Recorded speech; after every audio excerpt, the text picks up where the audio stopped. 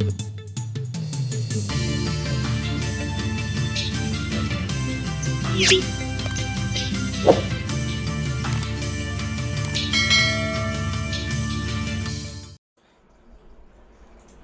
हादरलं, शिवसेना नेत्यावर कोयत्याने जीवघेणा हल्ला. सीसीटीव्हीत कैद थरार, सुयश पाटील गंभीर जखमी. नाशिक शहरात पुन्हा एकदा गुन्हेगारीने डोकं वर काढलं आहे. शिवसेना पदाधिकाऱ्यावर झालेल्या जीवघेण्या हल्ल्याने शहर हादरलं आहे. नाशिकच्या सिडको परिसरातील दत्त चौक येथे शिवसेना शिंदेगड विभाग प्रमुख सुयश पाटील यांच्यावर काही अज्ञात हल्लेखोरांनी कोयत्याने प्राणघातक हल्ला केल्याची धक्कादायक घटना समोर आली आहे.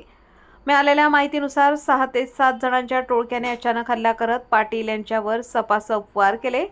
या भीषण हल्ल्यात ते गंभीर जखमी झाले असून त्यांना तातडीने रुग्णालयात दाखल करण्यात आले आहे. हल्ल्यानंतर आरोपींनी त्यांच्या कार्यालयाची तोडफोड करून घटनास्थळावरून पळ काढला.